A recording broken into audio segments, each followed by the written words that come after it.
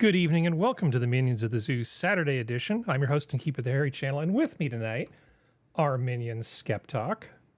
Hi, everybody. And Kefki. Oh, hello. Sorry. Okay. Sort of a delayed reaction.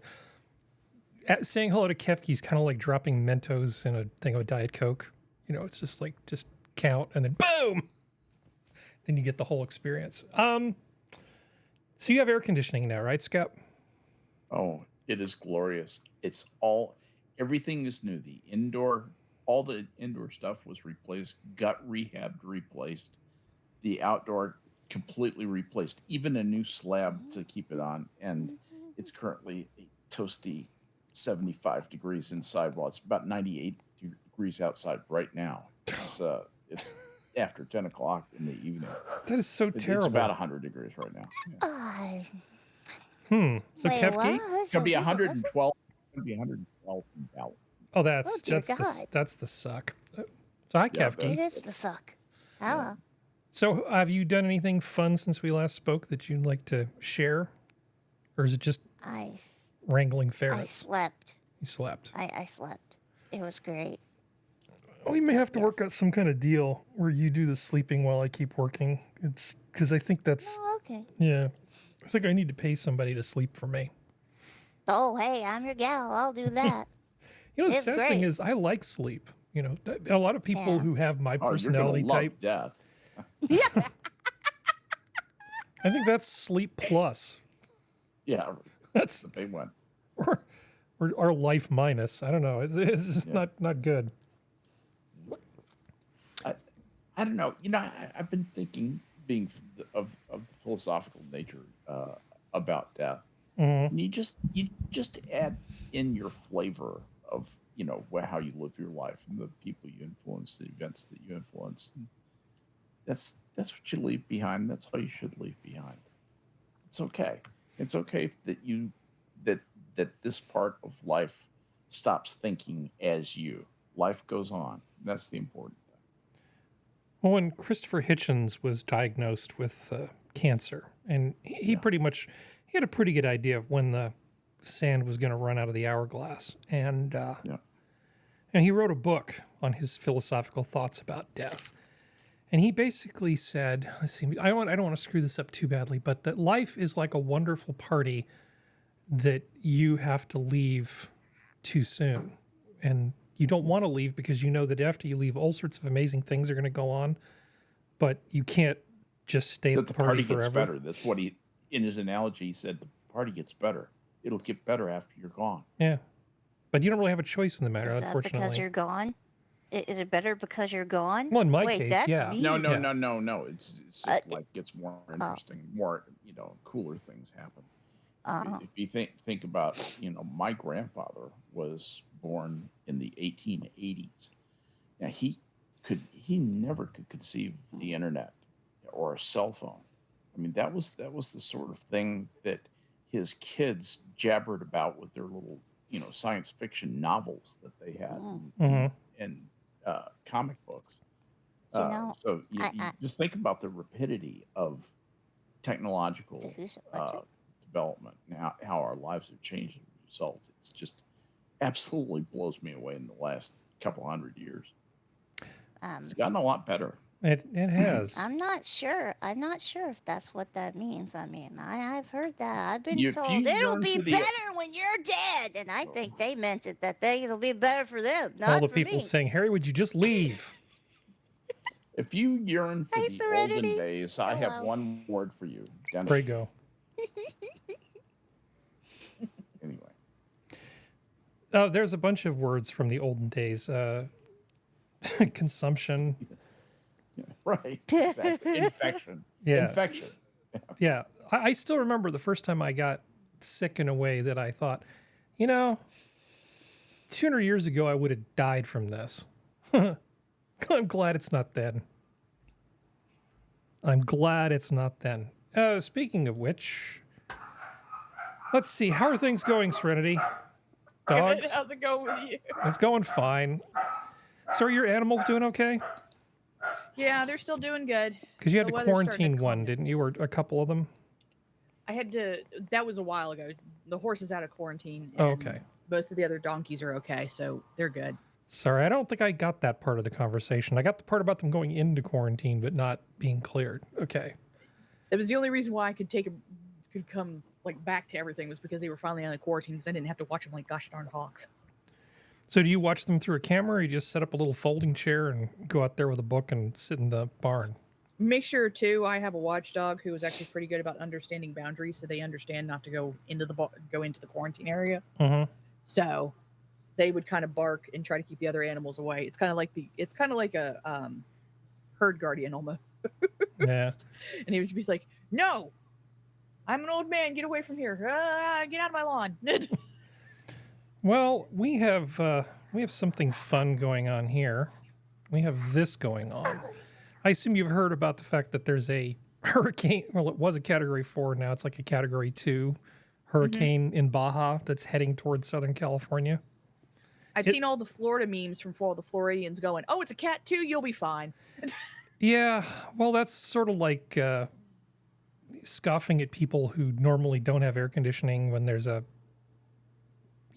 heat wave.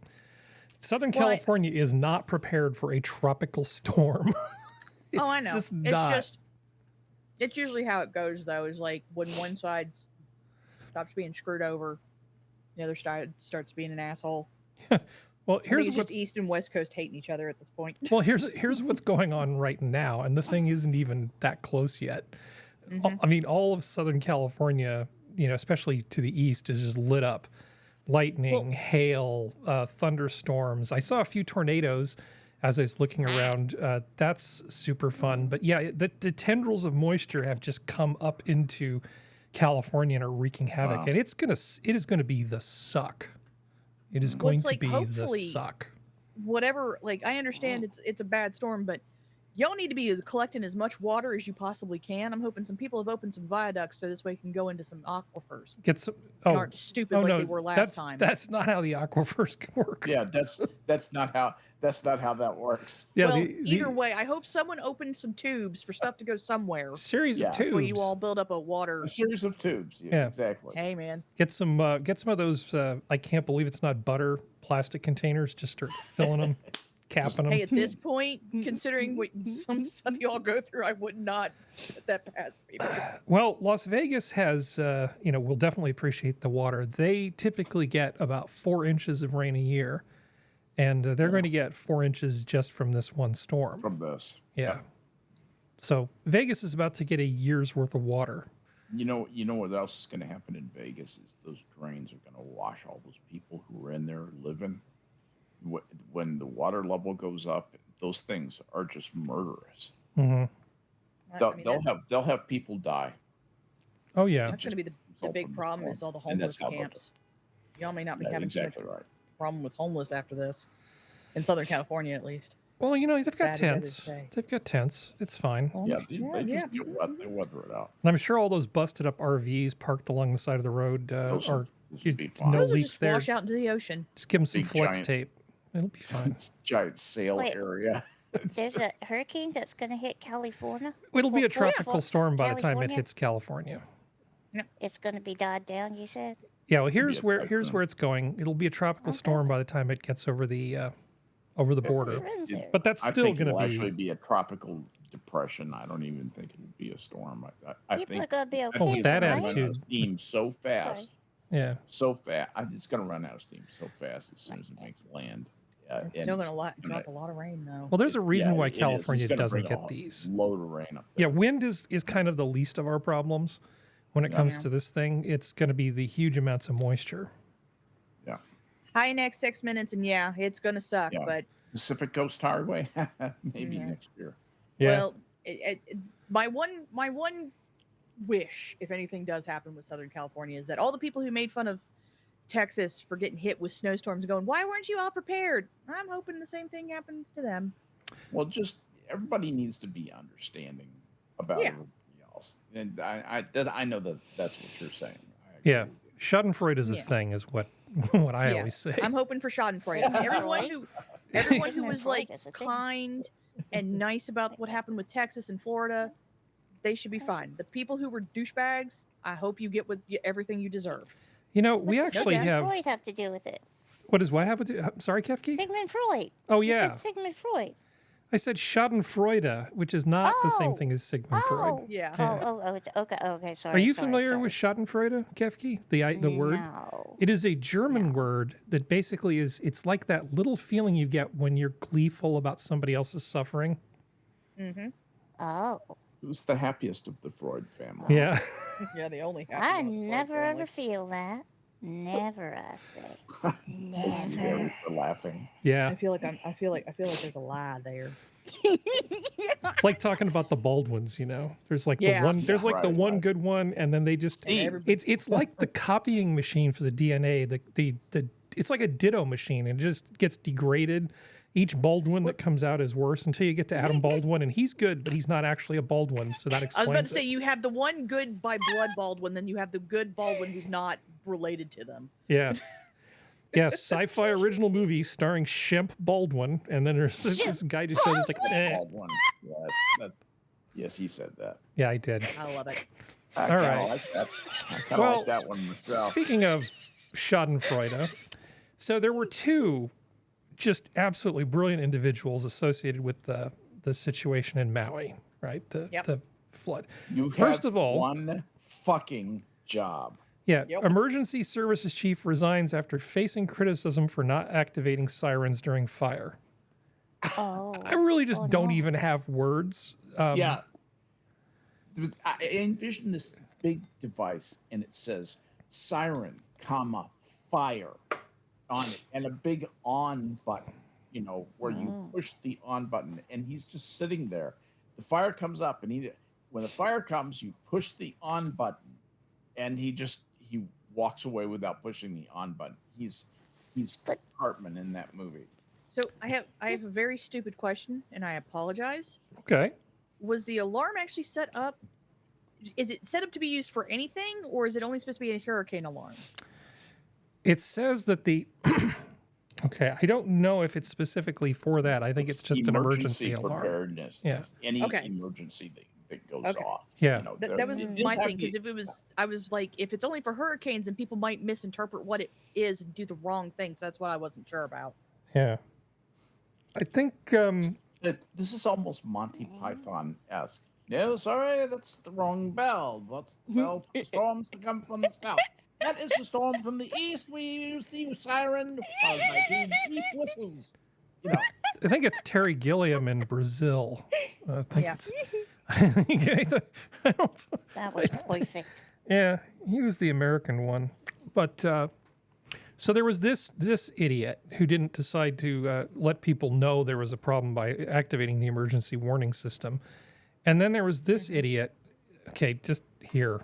Oh, he the looks commission dumb. is responsible looks like per an our idiot. authorizing statute to protect and manage all water resources in the state. One water is like looking at it from a holistic system perspective. And This is the guy who refused to release any water different than how in Hawaiians Maui as the traditionally fires manage raged. water. In essence, we treated Native Hawaiians treated water as one of the earthly manifestations of a god and a kua kane. And so that reverence Okay, for I'm going a to be resource. a real big jackass. No, go right ahead. Are they both native Hawaiians, like native-looking Hawaiians? I don't know if he's super native. I suspect this guy is. Well, because Do we know how he identifies? Yeah. because the reason He doesn't why identify as a fire hydrant. I know that. as anyone who's been on social media has seen the conspiracy theories coming from the natives going, this was done by the outsiders who were trying to move in on our land. Don't sign any papers. And it's like, okay. I mean, if you're gonna have to partially blame, the people who didn't press the button. Yeah. That's insane that alarm was not sounded.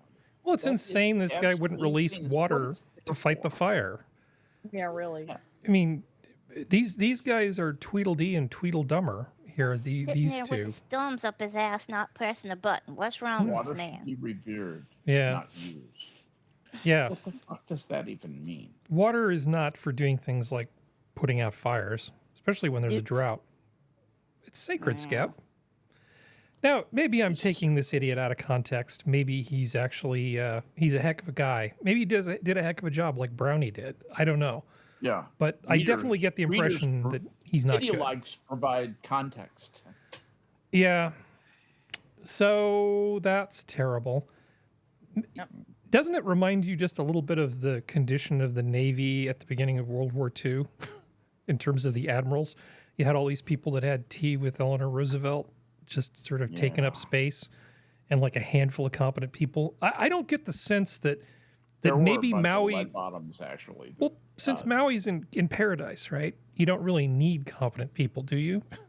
Well, there were a lot of guys who looked like they were flag material who got promoted because they were in the good old boy network. There was a lot of that went on. There were some guys like,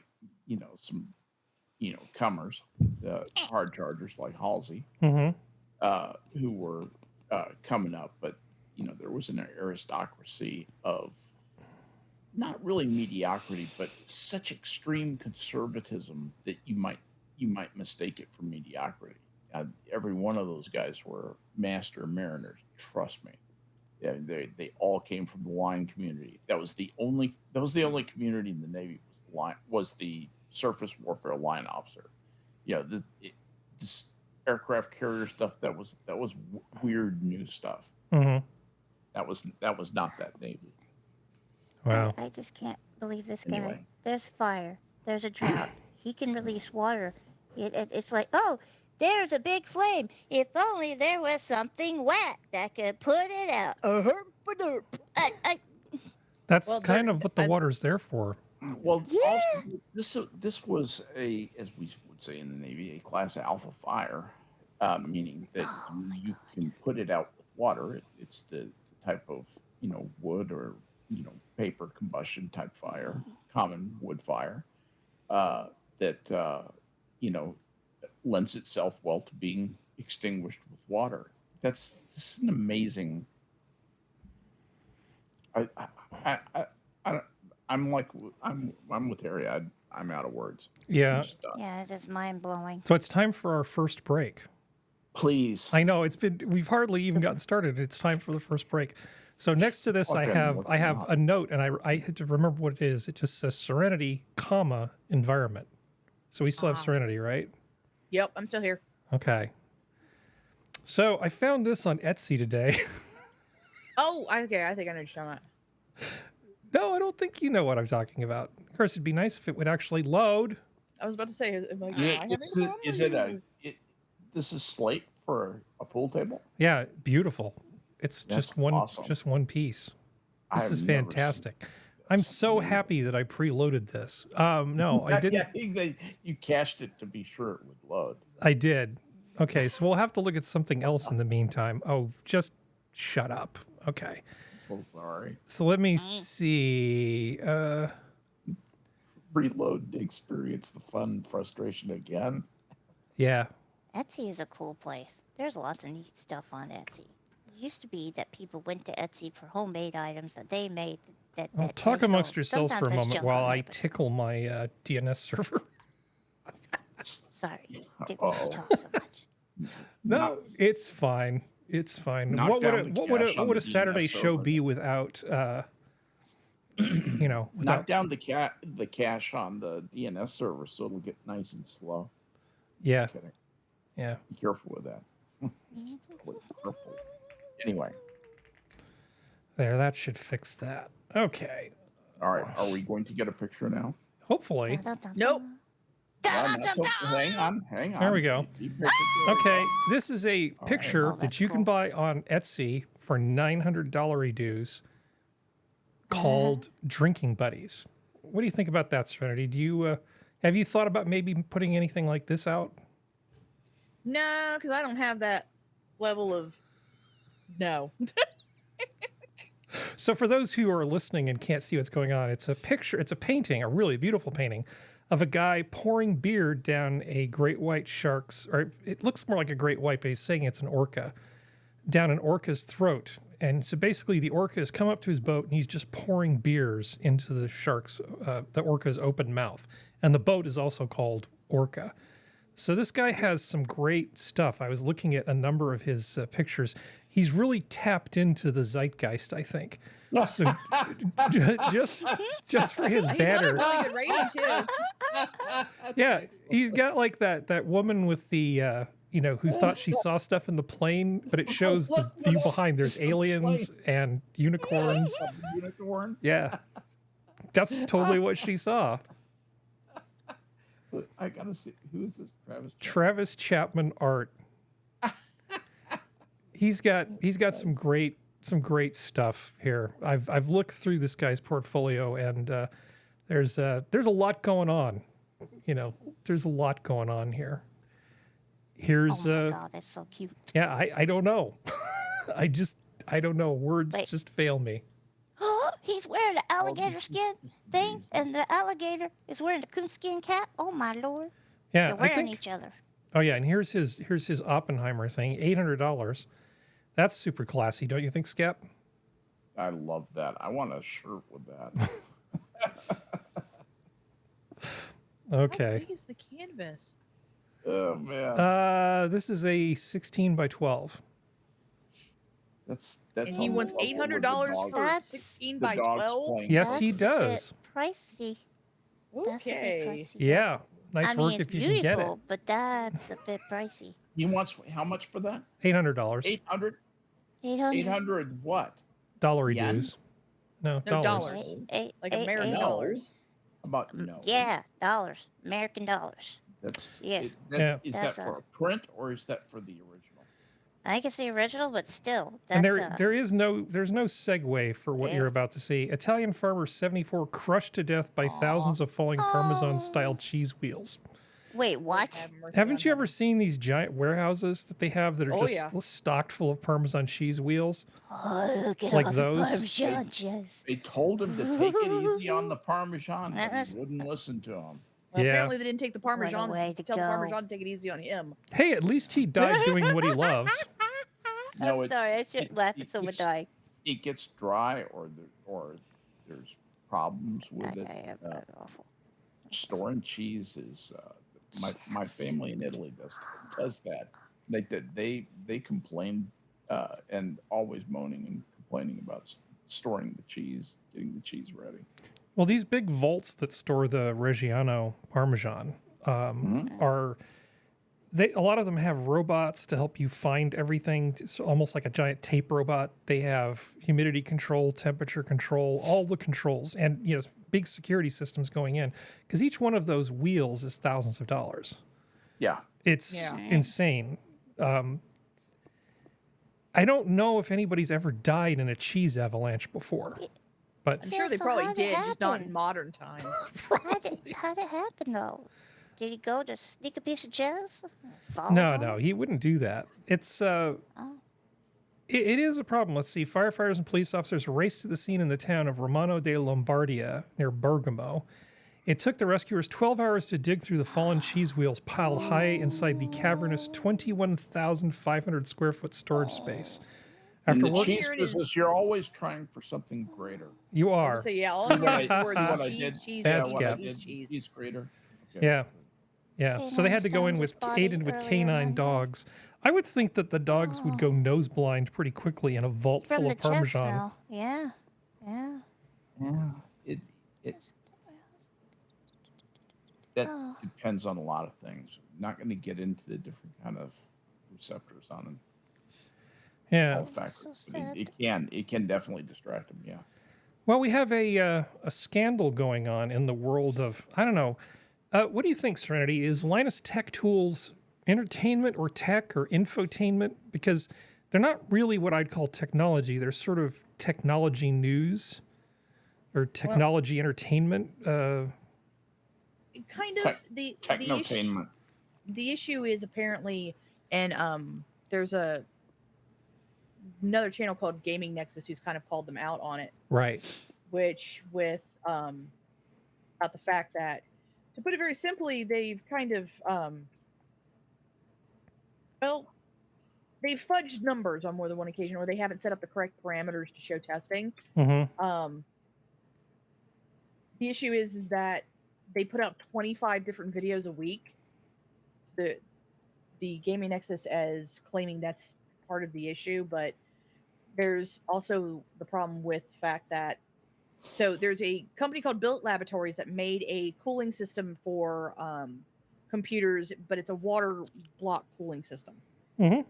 It's their own version. They're a new company. They have it patented, all this kind of stuff. They sent a tester to be sent to Linus Tech Tips. They tested it. They didn't use the right type of graphics interface because they used a 4090 Ti instead of a 3090 Ti, which those are massively different. So there was leakage, there was heat distribution problems, there was all kinds of stuff. And then on top of that, when they were asked to return it, they said, yeah, we'll return it. They were asked again, yeah, we'll return it. Still nothing. It then shows up at a convention or a charity auction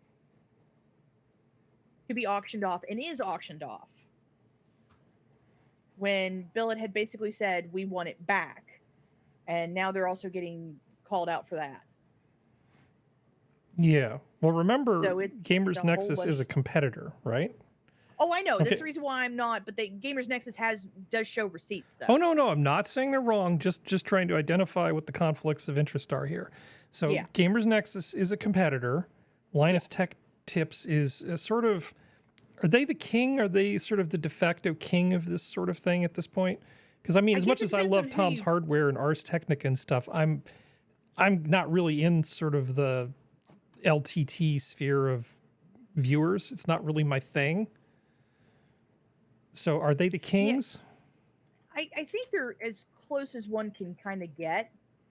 I know a bunch of the other ones that are kind of showing where Linus and them have gotten stuff wrong are not too far off in numbers and stuff like that. But yeah, they're kind of there. It's just, thankfully, even though people are competitors, and I understand what you're saying, is the people who, even though they're competitors, are bringing receipts and showing proof of stuff. And it has nothing to do with like interpersonal, like office stuff. It has to do with the information they give, also about the fact that they are investing in products and then getting tester products from those companies and giving those positive reviews. And then everyone who's competition, they're sometimes not completely favorable to the ones that are competition for the ones they're giving money to. Yeah. Well, Because okay. they've gotten caught a couple times with that too. Oh, sorry. I didn't mean to step on you there. The point of looking at the motives of people is not to claim that what they say is automatically wrong. Okay. Yeah. It's simply that given a set of facts that aren't completely nailed down, there's always the opportunity to give it a charitable interpretation or an uncharitable interpretation. Push this way or that. Right. So the thing with the water block cooling system that was auctioned off, to me, Yes. that sounds like a bunch of overworked idiots did something dumb and they accidentally sold this thing. There's not enough money or publicity involved in doing that to make it worth the risk or the exposure of doing it on purpose just to be a jerk. There's just no upside for them selling that thing off at this auction. They should have sent it home. I mean, to my mind, I just don't see this. I'm not willing to attribute malice. Say that malice is the most likely thing. Then what do you attribute it to, Harry? Incompetence, being too busy, and their ridiculous production schedules, because they're just raking in money because they're just producing hours and hours and hours of content every week, right, Serenity? Yeah. They're producing a ton of content. I understand, but they had been asked for more than 2 months beforehand to return it. People get asked all kinds of stuff all the time. Well, they replied. That was the issue. And they I said know, they were. but it's a big enough organization that it's entirely possible that the people in LTT, there's like over 60 something people working there last I checked. They easily, it's probably just incompetence, because I just don't see the upside for them doing it. I mean, it could be incompetence, but that incompetence doesn't change what they've done. No, it doesn't change what they did, but it does go to character, right? Which I think is, in terms of their long-term situation, where they're able to pull things out of the crapper, because they can fix their lab testing problems. They had their big mea culpa video where everybody got out there and said, "Oh, we're really sorry, and we're going to do better." Okay, fine. Yeah. But you have to believe that if you think that they were just dishonest, you don't care about that, right? Because if they start out at being dishonest, there's really not much room for redemption. But if they're just, overworked and made some stupid mistakes, then if they clean up their act, then they might be okay. The question is, can they recover from something like this? Which I hope they can. It's just the fact that Linus's response was not the best. No. And that's also part of the problem. Like, I completely understand being overworked. I completely get that. I completely get that they probably have a bunch of people who maybe aren't the most accustomed to working in this kind of environment. And while that it sucks, and I'm sorry for the fact that they're kind of in that environment, the way that Linus could have responded could have been better. And that's a part of the problem too. Yeah. Because I'm not even asking for humility. I'm asking for recognition of the mistake of doing what he did. Now, and that's kind of the thing of like, I hope they can bounce back from this because it is a big company and they do employ a lot of people and they do help people, like at least with information and everything like that. But it's just one of those things where it's kind of like, it's just not a good look, and that's where the problems come in, kind of thing. Yeah. But I think people who want to drag them down like crabs in a bucket. Again, I'm not an apologist. I don't own stock in these guys, right? And honestly, I think, how do I feel about LTT? Again, I'm really more of Ars Technica, Tom's Hardware. That's really more where when I'm looking for consumer stuff, I go there. I don't go to Linus Tech Tips. That said, respect when they deal with things like 300-foot HDMI cables. They buy the test equipment and they go out and they test it, and then they have the results. Is it perfect? Absolutely not. Their production schedule is absolutely stupid. But I think this next part is not going to surprise anybody. I know this scandal sort of dropped, and now all of a sudden an ex-employee is claiming that she was constantly being belittled and sexually harassed while working for LTT. Okay. Now, this is I hope she actually has proof, because if she doesn't, I hope this bitch burns. Because you do not jump on bandwagon shit like this. It's the timing, because you know how you say it's bad luck? Maybe all of this is true. It would have been nice if she'd maybe said something when it didn't look opportunistic. Oh, yeah. 100%.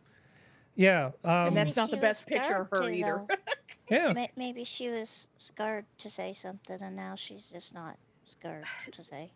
The issue, well, and I understand where you're coming from, Kefki, but at the same time, this has happened in enough situations that it's like there needs to be an understanding for people when they come out that doing it when other stuff is coming out makes you look like you're on a bandwagon, which makes people who like these people distrust you automatically. Yeah. Yeah. There's more than one way you can say me too. Me too. It's the opportunistic one. Slow down the wagon so I can jump on.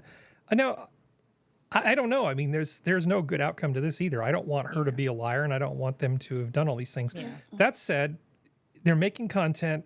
They have a busy production schedule. Maybe her work did suck. Maybe she's just not very good at her job. That's entirely possible. I hope it's legit. I really do. Yeah. I don't want anybody to be. I The don't like female. She can't really not be good at her job, right? No, she's probably one of the That's best. not a thing. Yeah. They always are. Always are. Yeah. So anyway, I don't want to give her any more her story any more oxygen, but yeah, people are starting to sort of pile on. Yeah, that's my issue. It's like I don't like the piling on bullshit. Like, don't like, you're not helping the situation. Like, stop it. Yeah, and there's a lot of things that could happen. She might be great at her job. It just turns out she's just not very good at office politics, and whoever screws things up keeps getting the blame pushed on her. 1,000 different things that could be going on. But the timing makes it so that I have to kind of go, Yeah, me too. Yeah. Okay, move on. All right, moving on. Let's see if we hit 30 minutes yet. We have. Okay, we can take another break. Awesome. Oh, do we get another palate cleanser? We can have another palate cleanser. What would we like to see here? Harry has little bonbons for us. Otter news. That's coming up. We have otters coming up. It's right in the thumbnail for the thing. Okay, let's see. Woke BS, terrible people. Put everybody in a funk. Let's see. Miserable news item. No, that's for functional. He's not here, so we're not going to do that. Oh, here, you're going to like this. You'll like this, Kefki. Mm-hmm. Animals? Fritz the hippo is on a watermelon sugar high. Yeah, No. Oh my god. Let's kill the sound. Hippos are always friendly. You should go up and pat them if you ever see one. Yeah, they like watermelon. So if you have like some Jolly Ranchers or something, just Oh my goodness. Sure, absolutely. Go up and feed it to them. And don't worry, those teeth aren't sharp. no. They keep them Look, dull. Yep. Look at him. Look They're how cute. sweet you they say are. this, I'm gonna go hug a hippo. Aw, he's smiling at Give you. me He wants you to pat him. You will get eaten to death. Okay. Nom, nom, nom, nom, nom, nom, So we might actually just make Kefki's head explode if we do this next one. But But we'll I want to call your attention to something that was just on the screen. It says, "Any way you slice it, a baby hippo is cute." Cutting up a baby hippo. Oh dear God. I The knew sickest that's where he thing. was going. that What? would be. It's kind of funky. The meat's kind of funky, I'm thinking. Yeah, exactly. You got to I age it. I know you got to hang. Okay. it. You So gotta should we hang do it. Kefki and Skep? Do you think that we should just overload her with Somebody cuteness? knows what I'm talking about. Mm. Okay. Okay. Yes. Oh my Oh, all god. the way they're trying to collect the ice. Sea otter's overwhelmed by ice. Which one's Kefki? I'm juggling ice on that belly. Now, this is Oh my actually God. from K Passionate, which is a channel that's a marine biologist at the Vancouver Aquarium. And she puts out a bunch of really great content about otters. Just throwing Look that at out there. your face. Oh my god. I want to kiss. Okay, Sorry, one more. sorry. One more. Do it, do it, do it. Oh my Here's a baby God. rhino. Oh, he's Yeah. like, don't mess with me, man. I'm so tough. I'm so scurry. Roar. Yeah. They're so cute. That baby is like 150 pounds. That's a big ass baby. He's like, I'm gonna get you. I'm gonna get you. I'm gonna get you. That Okay. baby, if that baby ran into you, it would really hurt. That thing's like a Shetland pony. Yeah. I don't even think a Shetland pony's built that block, but okay. All right. Let's see. We have so Thank you. much show. Okay, so that's does. good. Oh, Okay, he does. now nature. Let's talk about nature. Oh God. So this is Otter 841's mom. Otter Whoa. 723, and her name is Bitchy Millie. Otter news. And Millie, a few years ago, was actually transferred down to the aquarium in Long Beach, and has been working Sorry as to a hear that. surrogate mom Sorry, Millie. at the aquarium. So She's been a surrogate mama? yeah, she's been a surrogate mama down there for a while now, for a few years. And apparently she's very good at her job. So yeah, so Otter, maybe we need to bring mama to Santa Cruz, turn her loose, so that she can go scold her daughter for being such a giant An dickhole. otter bitch slap. Yeah, Psh, throw what's wrong her. with you? She's gonna throw her shoe at her. That'd be good. But yeah, they have a duplicate of the program. Well, a sort of a smaller version, duplicated of the program from the Monterey Bay Aquarium in Long Beach, at the aquarium down there, and they've been raising otters and rehabilitating them down there, and that's where Otter 841's mom is. I don't know how long otters live. Mm. No? Long enough to be coats. Okay. Oh, Well, this is about to take a decided turn in a different direction. I'm just teasing. Montana woman survives vicious and relentless otter attack. Uh-oh. A woman was severely They can live injured 23 years. when not so what it- cute otter. Sorry, 23 years? Okay. In the wild, it's usually 15 to 20 for females, 10 to 15 for males, but they can usually live to a max of 23. In the aquarium setting, the oldest one is 28. Nice. Ah. So a woman was I'll severely show you a injured coat. when a not so Sorry. cute otter attacked her as she tubed on a river recently near Bozeman, Montana. They're vicious, Yeah. man. She ended up Wild ones Oh are my mean. she ended up God. in the she got mauled by an otter. Oh no. Otters are dicks. Those aren't even the big otters. Like there's the I think it's Amazonian, Yeah. like river otters. Those things are ginormous. Oh. Well, see, river otters are more vicious. Sea otters aren't usually vicious. So No, sea otters kind of are, just in a different way, because they do the R word to other animals. Oh dear God. Well, Yeah, they do. Okay. Well, They do it to baby seals. and you may think this is an isolated incident. Nope. No, it's not. Heck no. Otter attacked swimmers in Sierra Nevada River and Lake. In 2 rare incidents, women injured by repeated otter bites. Yeah, so this was actually up near Lake Tahoe that this happened, which is where Biden is hanging out right now, apparently. Oh boy. Yeah, I didn't put that in the list of things people on the Twitter were saying. Oh, well, Biden could go to the border, he could go to Maui, he could go to Ohio, could go to all these places, but no, he's going to his rich friend's house at Lake Tahoe. Have you seen Lake Tahoe? Yeah. If you had the choice of going to that list of places, honestly, Lake Tahoe is a pretty good choice. Yeah, it is. If I was an old, addled, ice cream addicted, commander in chief, I would go to Lake Tahoe too. What's wrong with being old and addicted to ice cream? Be the best place to get ice cream. Sorry, I didn't mean to hit quite so close to home there, Skep. Made me feel self-conscious. Yeah, it's not about you, I promise. Never. You've been to Lake Tahoe, I assume, Skep.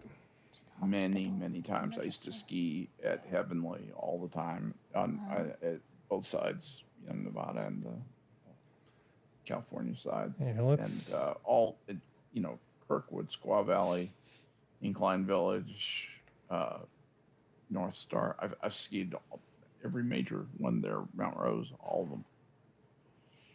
Yeah, I thought. Spent a lot of time up there.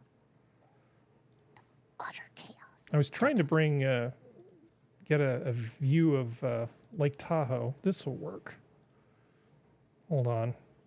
Lake Tahoe is absolutely beautiful. It's ringed by mountains, basically on 3 sides. Yeah. And is just Yeah, absolutely that's ugly. picturesque. Don't make me go there. Yeah, really. It's like this absolutely very- beautiful Oh, mountain look. lake up in the Sierras. Look at waters. Yeah, that's Yeah. one of the inlets up on the north side. Yeah, Oh, it's pretty. a gorgeous, gorgeous And that's place. down on the south. Looking, So yeah, I can't say I north- particularly northwest, blame Joseph Robinette Biden for going there instead of a disaster zone. Yeah, right? that's just good time management, right, Skip? That is it's, of the time he has left. I mean, Joe Biden is not going to be alive, I don't believe, in 5 years. He is, or if he is, he's not going to be with us in a cognitive way. His cognitive decline is He's already not apparently that so way. steep Oh, I'm that sorry. that how's he going to be in a year from now? Yeah.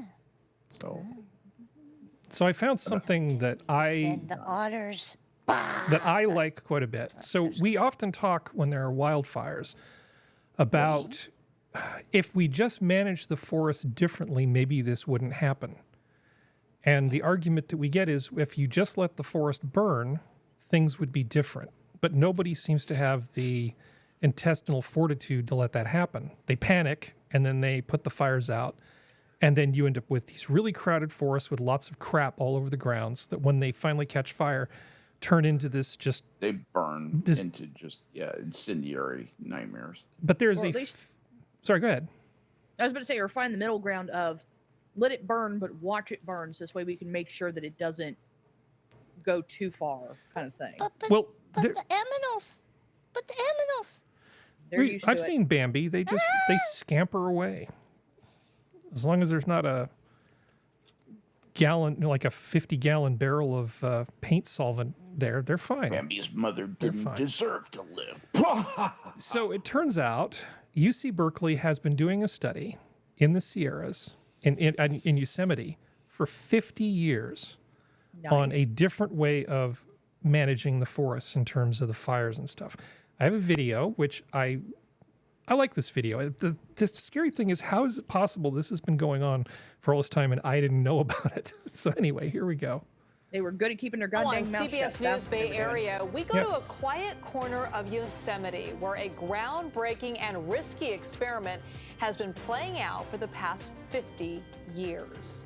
Good evening. I'm Elizabeth Cook. And I'm Brian Yamamoto. In the Hi, early Brian. 70s, a small Brian. group of UC Berkeley researchers Sure. recognized if we didn't start allowing good fire back into our forests, we'd be putting them at risk for the mega fires we're actually seeing today. Meteorologist Darren Peck was invited along last week to see the results up close. Darren, Yes. what'd you find? Well, because of that good fire and because of the inspiration of researchers at Berkeley in the 70s. Look at this the ground. little forest, Look at this how one clear little it patch of is. forest in Yosemite is probably now one of the only examples we have of what a healthy forest in the Sierra is supposed to look like. I was invited along with the researchers to see it.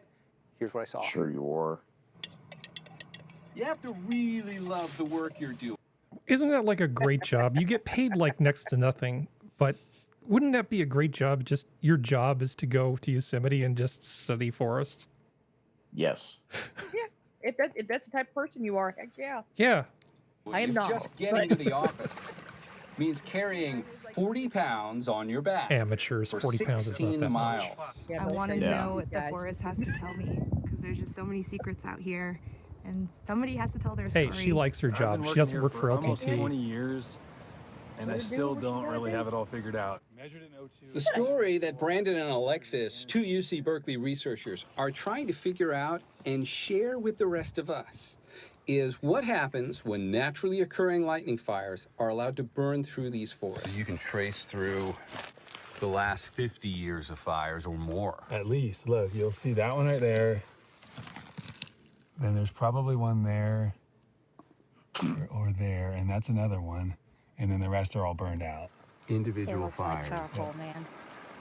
Since naturally occurring lightning fires have been allowed to return to the Lillooet Basin, the flow in the rivers here has increased. That's because there's less competition here now from overcrowded forests. More water in the landscape means that there are now more meadows. In fact, they've documented the meadows in the Lillooet Basin have doubled in size and number in the last 50 years of natural fire. More meadows means more wildflowers.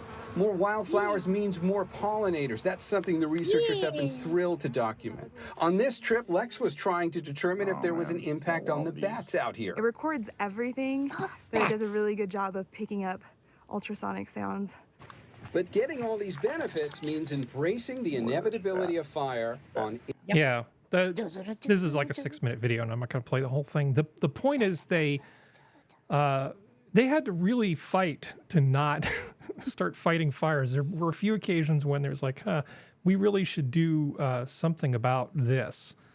So these are like the results of the study here. Okay, because this is such So here's a 1969. unique patch of Sierra Forest, and because these are UC Berkeley researchers, we've got 50 years of documentation to show the results. A little key over here. It shows you what the composition of the forest was in 1969, before they started letting the lightning-ignited fires go. I'm going to play this forward decade by decade, and they put this Basically series of maps conifer together surrounded so that by we can all shrubby. visualize the transformation in these forests over the last 50 years. Now And what you see down here on this one, Yeah, what you see down here, it starts out being all forest, basically. And after 50 years of leaving it the hell alone, you have forest, but in between you've got shrub, marsh, dense meadows, you've got all kinds of Interspersed, stuff interspersed. It isn't Right. just one big forest full of stuff that's waiting to catch No, fire. It's what you might call an ecosystem. A It's called functioning let Mother Nature ecosystem. do what she knows what she's Some doing. might call it that. Yeah. Yeah. And the only thing I don't understand is why people say, okay, well, UC Berkeley, one of the greatest universities in the world, has done a study for 50 years in the Sierras that demonstrates this. Why is there still any freaking argument about what we should be doing moving forward? Between the Paradise Fire and everything else, why is there any discussion at this point? Just do it. Because you have people who are not smart, who have a lot of political power, who want a different agenda. They are emotionally in love with an idea that they think is going to save the world. I mean, these are utopianists. These are world crusaders. These are people who think this is the most important thing there is in the world, and it is the most important thing in their lives. And they have a lot of money and a lot of power. And that's what you're up against. Yeah. Or you I have think- people I that just think- don't want the fuzzies to suffer. Well, hold on. sorry, I'm Serenity. actually going to Go ahead. ask both of you about it. But Serenity, what were you going to say? I think it's a superiority complex. I think it's Mother Nature is stupid. We humans smart. We know better. We must stop because we big saviors. That's what it is. It's like they are safe. That's the reason why vegans do what they want to do. It's not because a lot of them give a crap about forest flex. It's not because they actually give, because if you talk to any vegan or any of the extreme environmentalists, not the real ones, but the extreme ones, it's all about me know better because me smart human. Yeah. Mother Nature performative environmentalism. And it's just for that reason, to be holier than thou, to draw attention. So, yep. I agree. What were you going to say, Kefki? Oh, some people, they just want to save the flu for doodles. Yeah, the flu for doodles. They saw the movie Bambi, and there was that fire at the beginning, and they don't want Bambi's mom to die. I wouldn't know. Like people's like me, I don't know what's going to happen. I'm just concentrated on saving the fuzzies. Well, Bambi's mom didn't read the safety instructions. That's right. What happened to Bambi's mom. Only you can prevent forest fires. Bambi's mom's a bitch. Right. Oh, sorry. So so in the great state of Tennessee, are wildfires a problem there? I would assume so. Yes. I mean, I think you would have noticed. You've been there. Well, I know, but the Gatlinburg fire from 2018 was really bad. Oh, good Lord. Yeah. Up through there's because I remember I was working at the internet and cable company when that happened, and we lost a major trunk line because it melted. Oh wait. Oopsie. Oh wait. I mean, I kind of I don't know. I live in a hole. I don't peek my head out for nothing. Have you had any fires in California, Harry? Yeah, we don't really get those. We just drop huge blocks of fresh tofu on them, and they go right out. All kidding aside, is that something that would help that? Is that even an option to let that stuff burn now, or is the broad brush of upscale suburbia spread so thickly through the hinterlands, the combustible hinterlands, that there's no going back? Oh, there's always going back, because eventually a big fire. Out the homeowners. Well, no, eventually a big fire comes along, and it burns out the homeowners. Well, and it burns through the forest, and then the question is, what do you do after that? Right. And they've pressed the giant reset button so many times in my lifetime that they have all the chances in the world to pick a new trajectory. Oh, they were doing that when I lived out there. That was 1978. Yeah. 79. But more sort of prescribed burns in the spring before things get too heavy. And honestly, we've got all these unemployed people and refugees and homeless people. I don't have a problem with putting a hard hat on them and a yellow vest and saying, okay, let's go out there and clear some of this debris. You could manually clear a lot of the debris. Yeah. And you have to do some amount of forest management combined with a change. And you notice they did say that the fires that they didn't put out were the ones caused by lightning. Mm-hmm. Right? As far as homes go, if you live in the woods may catch fire. That's just a thing. And that's why you're supposed to clear. You're supposed to make your house out of the right kind of stuff, and you're supposed to clear a defensible perimeter. You know, there's things you're supposed to do. And if you just decide you'd rather have trees right outside your door so you can, pet them and tell them how nice they are while you drink your coffee on your deck, then, it's a calculated risk. Yeah. What's like my house is, we have some wood interior stuff like that, but it's brick on the outside. And that helps take care of a lot of the issues. There's a perimeter. We make sure that we don't have the older, slightly dead trees running around, that kind of stuff. Okay.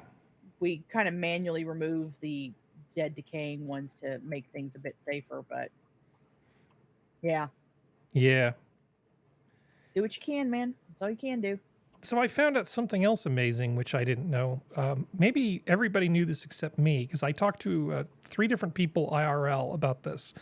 And they all said, oh, yeah, of course this happens. It's like, what do you mean? What do you mean, of course this happens? There's no of course. I love it when they do that. Okay, so, well, I do wonder if people just don't want to be found out as like, I didn't know. It's like, oh, of course. It's logical. Okay, so the next sentence is, Did you know that coyotes and badgers sometimes cooperate in terms of hunting?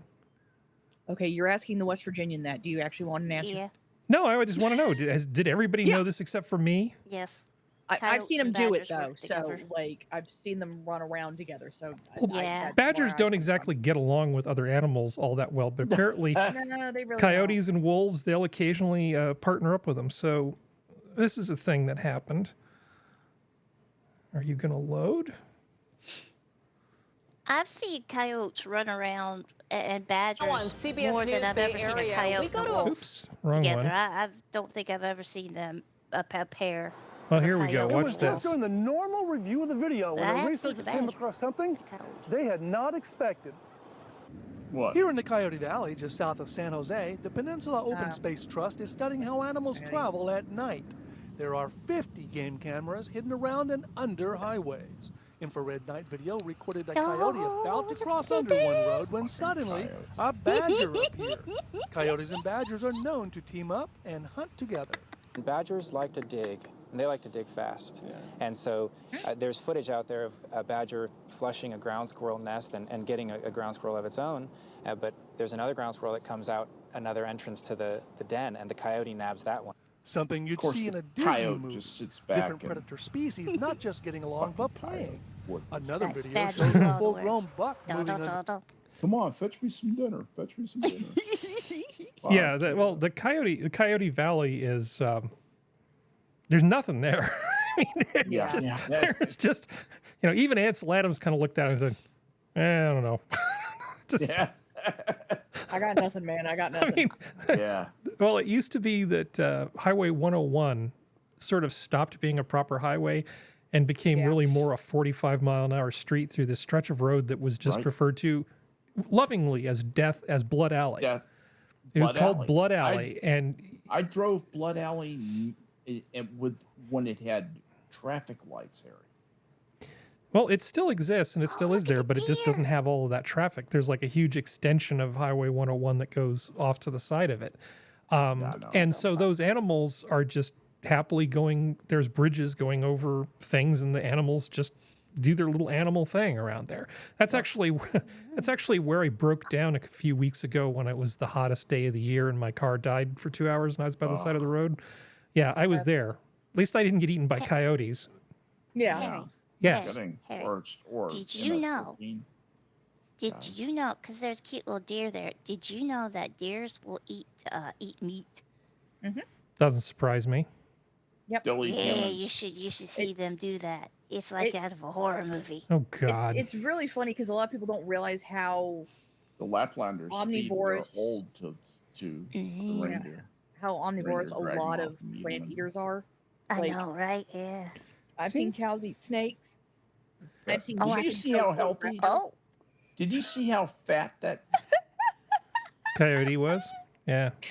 He was fat and happy, man. So, Don't and matter. yeah, it's not just a casual thing. I found this paper in the Journal of Mammalogy, Hunting Associations Between Badgers and Coyotes. Canis assholes. And it actually shows what the advantage is.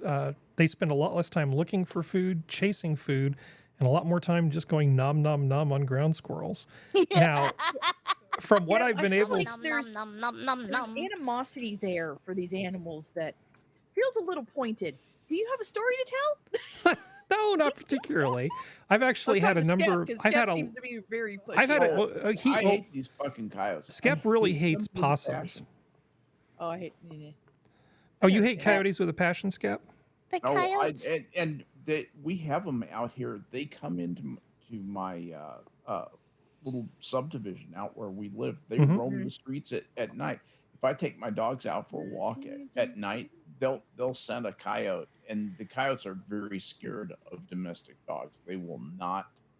They don't want to hang around. It's not easy pickings. They're out trying to score a cat or something. That's their Yeah. their Oh tactic. God, trying to get that easy. No, I'm gonna stop. Never mind. Nope. Nope. Yeah, Not going there. But if I encounter one and I lure it on my property, I will shoot it without hesitation. 100% same, dude. Hey, Yep. hey, Skep, have I ever told you how I had to get my first rabies shot? No. So coyote got my dog, was fighting with my dog, biting down on it. So I bit the coyote. There you go. Good for you. Gotta bite them bitches to make them learn. Wow. I had to get a rabies shot. I didn't even get bit. I was the one biting. It's not fair. It's not fair, but that's how you make them learn. Yes. How many rabies shots you have to get? I don't remember. I tried to block. It's the one that you get in the stomach, and I could swear it was like, okay, so this is a primer and this is a this, but it was a big ass. Yeah, there's probably one in the 2 boosters. Okay. Yeah, it sucked. Poor thing. Here's one more for you, Kefki. Security guard prevents hippo from escaping into public area at zoo. Now, look at this guy. The hippo is like practically walking out of the enclosure, and he's just like, no, bad hippo. Get him, hippo. I cannot believe how incredibly stupid this is. This looks like a great Darwin Award in the making. That hippopotamus say, is and going to then take the his hippo arm. grabbed his hand and killed him. You know, which is a total. Those things bite with more force than a crocodile. I'll tell you what, I'm not going to a zoo where the hippos can climb out of the enclosures. I'm just not.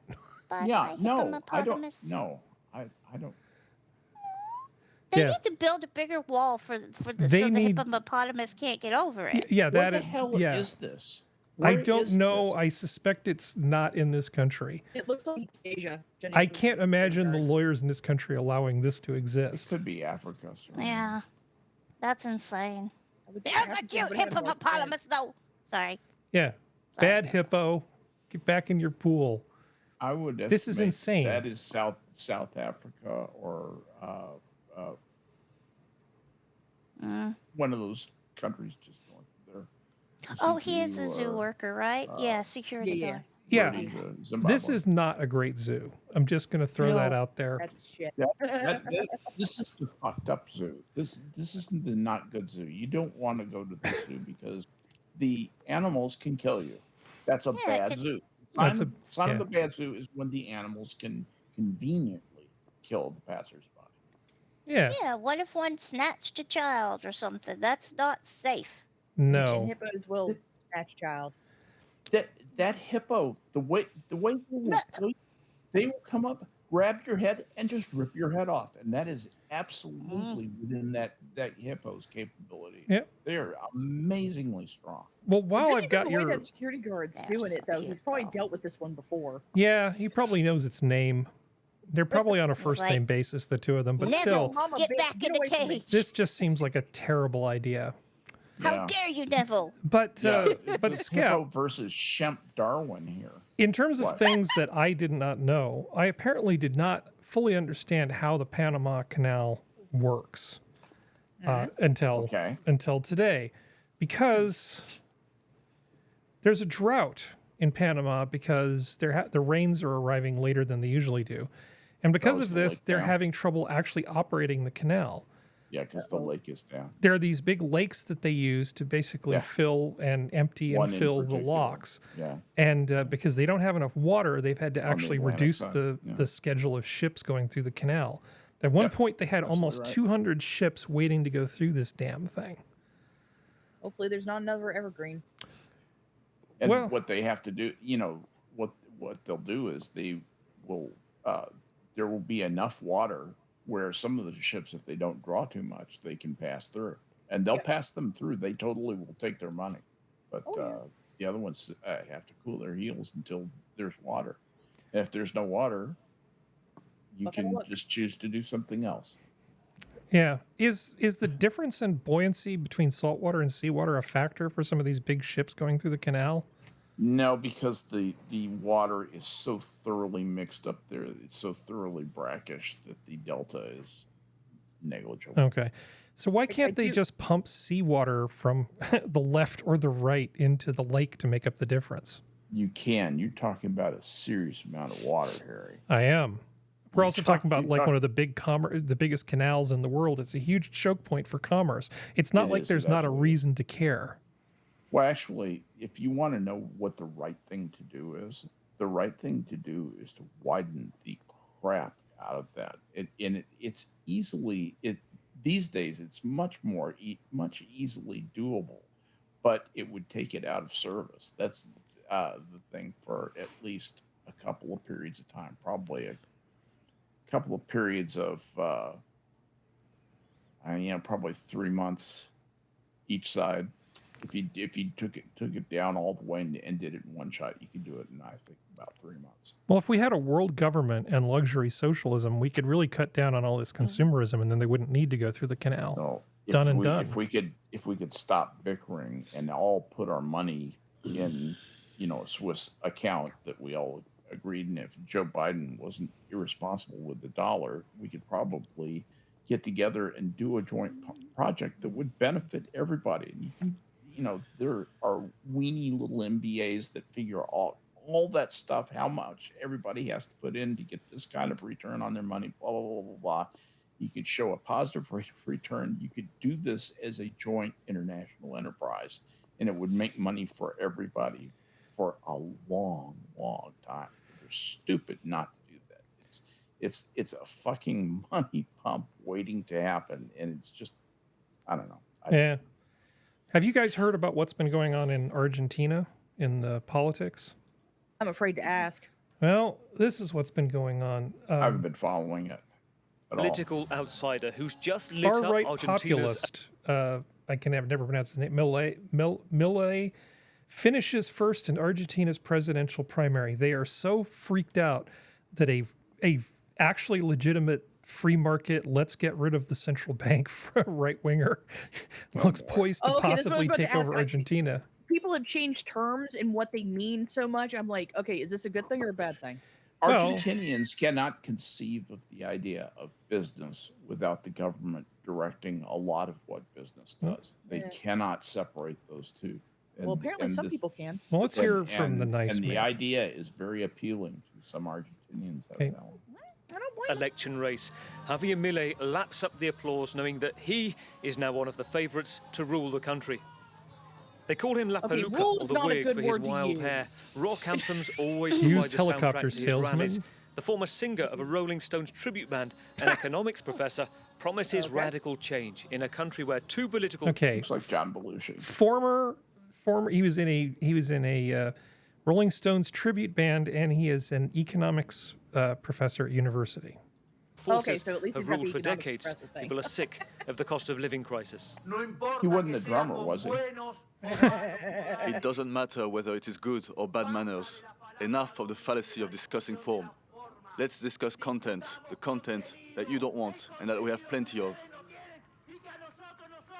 I therefore invite Argentinians to join the liberal revolution that will make Argentina a world power again in 35 years. When was Argentina a world power? Again. Got mutton chops. So okay. So you've picked up on it too.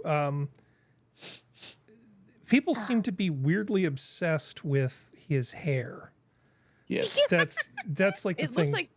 It looks like it's just was like put on his head. So this was the Like Wall Street Jack the Journal. Ripper. Instead of talking about his position on central banks or anything really useful, this politician just won Argentina's primary. His hair is baffling the world.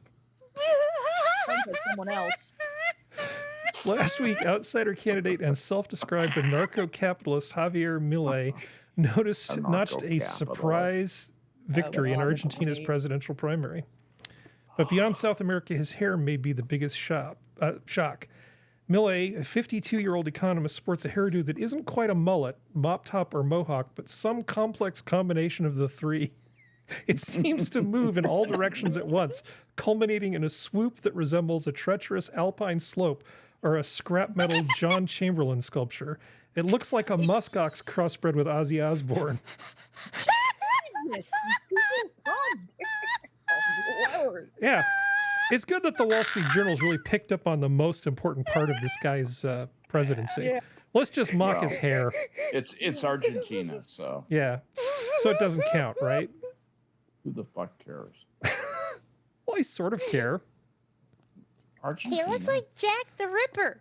He looks like he's gonna wear a reasonably good stovetop source of hat. beef. Other than Hey, that, fewer freaking communists in the world is always good in my book. Yeah, but he's an anarchist capitalist though. Well, Like- they call that could just be name he's calling not. though. Yeah, that's all that is. Okay. He's just a capitalist. Okay, then I'm fine with him. But I'm You would still, like him, and he speaks highly of you. I'm sure. He does. I'm still confused about the make Argentina a world power again. I'm confused by that. Yeah, because when were they a world power? My God, they've never been terribly important. Americans talking about Argentinian politics. It's like, oh, how quaint! You thought you used to be a world power. Yeah, well, it's like I'm not trying to be an asshole. Like, Have I'm you seen our legitimately curious boats? from the history people. Like when I don't mean to be an asshole, but yeah, it's like, but when were you? But yeah, tell me you're an American without telling me you're an American. Exactly. And someone tell me when they were, please. I would be very happy to be educated. Let's see, where are we in this show? Okay.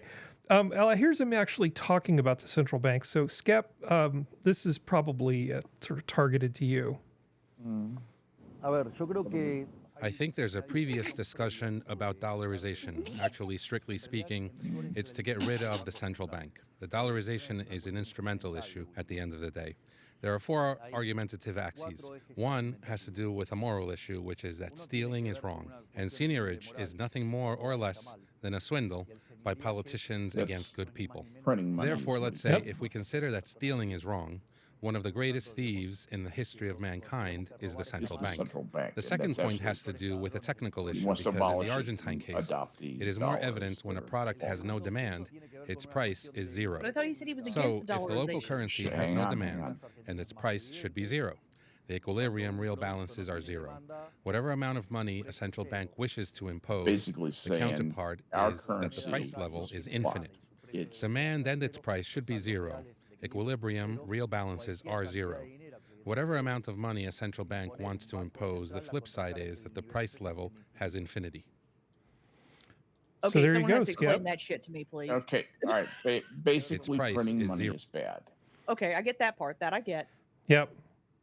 And it's said over and over in a number of different ways. Okay, so it's not, and this is not meant to say this is a bad way, but he's kind of double talking, where he just keeps repeating the same thing over and over again. Well, he's trying to make he's pedantically trying to make a case involving prices and equilibrium. Okay, gotcha. Yeah. Okay. I was using very language confused. as an art, as evangelists and politicians do when Yeah. they're trying to, and salesmen of every stripe do when they're trying to convince somebody, over to a point of view. Yeah. That's all he's doing. And I'm not saying that I think this guy's the greatest thing since sliced bread. I'm not saying that I endorse him or the Minions endorse him or anything else. I am saying you have my attention, sir. Yeah. No, well, here's the thing. What an interesting time for Argentina to be saying, we've smoked our own currency. We can't even reverse split it and have it be meaningful. Okay. And what it's in all the wrong hands. We basically are going to have to exchange it for dollars. And we're going to have to, adopt the dollar as our de facto currency. We can have a cover currency, call it a, peso or peseta or whatever. And, but it will be tied to the dollar so that they can't fudge. And it will be self-imposed limit on how much money they can print. And because after a while, there will be too many of these new pesos in circulation and be out of balance with, what they're worth in dollars, since you can theoretically only exchange them for dollars. So that's the way of fiscal responsibility. That's the way of an awful lot of opportunity for to get entrepreneurial movement going in that moribund economy. That's what happens to fascistically controlled economies. They become moribund because there's little innovation. Like the communist economy, it becomes the goal at the end of the day is the status quo. You want to maintain things as they are. You want today to be just like yesterday and tomorrow just to be like yesterday. Every day to be the same. Exactly. Innovation is risk, and there's no extra reward for risk. And that's why capitalism always will beat communism, always will beat fascism, always will beat a controlled economy, because innovation and the potential for reward for innovation spurs people to simply work harder. And when you have people working harder, they produce more, they're more efficient, and they will win every competition time after time after time. Anybody, people think that we just ran Russia out of money in 1989 when the Cold War came to a theoretical end. That's not true at all. We were ahead all the way through. It was never even close. The Russians did a lot of showbiz and a lot of control of their press to make them look as though they were competitive with the West in areas where they were in no way competitive. They weren't even in the race with the West. It was a complete show. Yep. Anyway, capitalism I always wins. I'll be all I right. appreciate your Take my soapbox. medicine. I greatly appreciate your soapbox, because that was the first time anyone's explained stuff in simplistic terms without being a dick about it. Serenity, hold on a second. Thanks, Kefke, I'm going to come to you in a second. The thing is, if you can't understand something simply, typically it means you don't really understand it. I have to say that in times when I've had to teach adults, like at a college type thing, or or for business where I've done training, nothing helps you understand something better than having to come up with a way to explain it to somebody who's smart but not well versed. And it's so, yeah, good job, Skep. So Kefke, what did you figure out? Did you figure out his hair? I forgot. Yes. Okay. So you said he has your attention, right? He has your attention, right? He does. Right. That's why his hair is that way, to grab everyone's attention. He grabbed my attention. Of course, that's not very hard to do, but he got my attention. He gets everybody's attention. He's like, who are we going to vote for? Oh, dude with crazy hair. He's memorable. Let's vote for him. Yeah. I can't remember how to pronounce his name, but I remember his hair. Yeah. Millet or something like that. Honestly, just show a picture of his hair, and that could be, for his marketing, that'd be fine. Material in that hair. So, California. Sorry, what were you going to say? Oh no, you're good. It's just his hair kind of reminds me of the one secretary's hair from Ferris Bueller's Day Off, where he kept pulling pencils out. He's a righteous dude. Doctors sue California over training that whites are naturally racist. Yes, what does the training actually? There was a bill that was passed that basically a few years ago that forces doctors to take struggle sessions about how terribly racist they are, all with the idea that somehow we'll get better outcomes if we force them to do that. And a few of the doctors decided, I don't feel like the state forcing me to sit in a room where somebody tells me I'm a racist piece of shit because of my skin color is a particularly good idea. So these guys have actually, they're suing to try to stop this nonsense. That in itself is being a racist piece of shit to do that to them just because of their skin color. I do not understand. Yeah, it's an original sin type of thing, because this Have they been called racist? Yeah. This sort of attitude, and I have this paper. Why is everything loading so slowly? I don't know. Oh, probably because the California Healthcare Foundation have a shitty website. Perspective: racism in academic medicine is hindering progress toward health equity. Well, there's that E word again. See, I like the E word, equilibrium. It's one of my favorite words, actually. Mm-hmm. Equity is one of my least favorite words, because it sounds like a thing that would be good, but really it's a thing that's bad. It means inefficiency, stagnation, and unfairness, because there's no way you'll ever achieve equity without those things. Yep. It's just really awful. But people write these papers, publish these articles, and they just repeat it over and over again, and we're all supposed to accept it as true. And perhaps these doctors actually had enough critical thinking skills that they realized that the struggle session was just that. It's nice when California, one of the wokest states in the country, when people in California, at least as individuals, speak up and go, no, this is stupid. Now, I hope that I hope they completed their training and got their little certificate. What did they teach? What was the statement that was made? I don't know which specific statement. This is like, this would be like asking somebody, why was your first wife a bitch? It's like, I have to pick something specific. No, I was just wondering if they actually had. You mean that time with the fruit? An example of what they were objecting to. They're objecting to the very. They're objecting to it just on basic principle.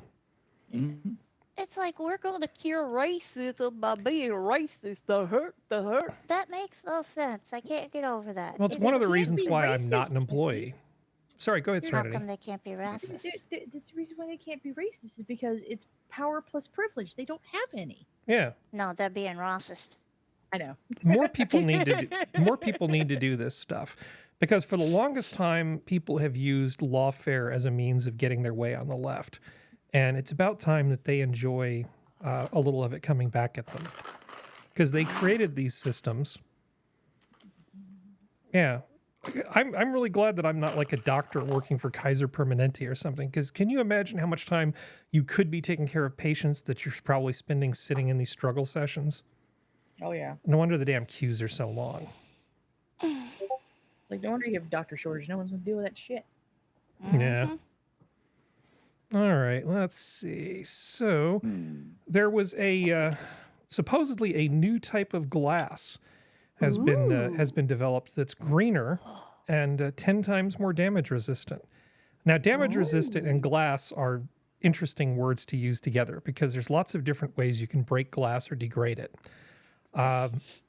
This particular glass is greener because the melting point is significantly lower than that of regular soda lime glass. So this will be much easier to melt your way through. This will be easier to melt your way through with the space laser when you're starting wildfires, allegedly. Exactly. But because it's so much stronger, you can actually make it considerably thinner, which cuts down on the weight on things. And so stronger is fine. There are all kinds of glass in the world that are strong, like Corning Gorilla Glass. But if you have something that's really a lot stronger, you can make things that have much thinner bits of glass in them. It'll be interesting to see if this actually turns out to be reasonable technology or not. Now, these are actually real people. This is Penn State. This isn't some university somewhere else in the world where you wonder all that much. This is actually happening in the U.S. This is a real thing. Soda lime silicate glass, the common glass used in everyday items from windows to glass tableware, is made by melting 3 primary materials: quartz, sand, soda ash, and limestone. Soda ash is a sodium carbonate and limestone is a calcium carbonate, both of which release carbon dioxide, a heat-trapping greenhouse gas, as they are melted. During the glass melting process, the carbonates decompose into oxides and produce carbon dioxide, which gets released into the atmosphere, blah, blah, blah, blah, blah. Well, this new process just doesn't do that. It doesn't do that nearly to the same degree. And I think stronger glass, there's so many industrial applications for something like this. I don't know if it's all that hard, but in terms of it wearing down and it shattering and being broken, this stuff seems to be pretty good. So I would say just sort of watch this space, because a lot of times, you see these things and they never pan out for one reason or another. Like, it may turn out that it's not as chemically resistant, or it fails in some particular way that you wouldn't anticipate. Weird thing. Yeah, exactly. Well, here's the thing that's pissed some people off. Police actually just put the robot dog into action during a recent standoff in Koreatown. I look at the new high-tech policing tools LAPD is using on the field, including robots and Bola Wrap. Witness News reporter Rob Hayes shows us how it works, and another new device officers are adding Oh, to their hell toolbox. no. Oh my God, that thing crooked. Wait, did I see what I thought I You saw? sure did, Skep. Chopper in the air. Damn it. And a new tool being put to use for the first time. He's got flashy lights on the back. Vehicle was deployed. That's LAPD Assistant Chief Dominic Choi. Thanks, referring Dominic. To this, what many people call a robot dog. The $280,000 machine was added to LAPD's SWAT team earlier this year, despite heated opposition from civil rights activists. Yeah, they don't like the robot dog, and I'm kind of conflicted too. If they were to fund the police motherfuckers, they have no right to talk. Yeah. So they've got these robot dogs. They some people are saying, well, what if you put guns on them? They're saying, oh, well, we'll never put guns on them. Oh, they will put guns on them. They absolutely will put guns on It's them. the SWAT team. Why wouldn't they put guns on them? Why wouldn't they put two guns on them? That way they can fight crime twice as fast. Yeah. Looks like something out of RoboCop. It is, but Except they it's also more efficient have than Ed 209. they also have this thing. These days. Over the past year, they've trained a handful of officers to use what's known as a bowler wrap. Chief Moore even volunteering to show how it works. That's from December 2019. The department now 1 year into what it calls its bowler wrap Yeah, 150. not talented enough to actually use this ancient weapon. Here, we've made a high-tech thing that shoots one of these at people. Executives saying more than 1,000 U.S. law enforcement agencies now deploy the non-violent tool as a way to safely apprehend suspects. Really just decreases the risk of injury, both to citizens. Yeah, that I don't know. How do you get them to stand still like that? No, even if they're running, it should work, right, Skep? I mean, we've all seen Planet of the Apes. Didn't they use them in that as well? Didn't Charlton Heston get bullied at one point? That was very realistic. It was. I forgot about that. Yeah. You're right. This will work. It's confirmed and proved as far as I'm concerned. Well, the bola is an actual thing. It just takes Oh, I know skill. it is. It's sort of like the difference between the crossbow and the bow. The bow takes skill. The crossbow doesn't take nearly as much skill. It's a great equalizer. So this essentially takes this ancient weapon and makes it so that guys on patrol can use it. Because you would need, hundreds of hours of practice to use a regular bola. Here, you just point the button at the thing and go, and then there are actually tribes in South America that use the bolo, and they train their kids with that from, growing up. That's their toy. Yeah.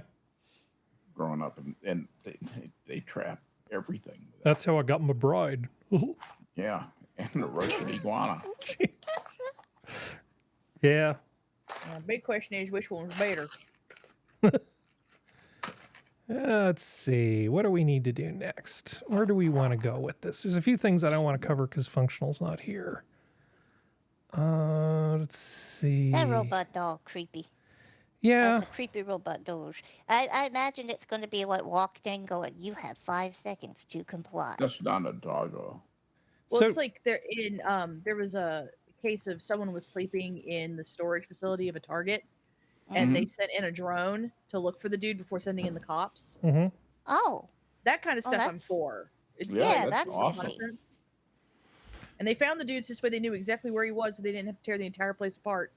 Yeah, that's nifty. That's I would believe in sending in a drone with a gun on it, and if it came up on the gunman, just fill him up. Yeah, get it done. You have 20 seconds to comply. Do you want to talk about that methane thing, Skep? Either of them? It hasn't really come up.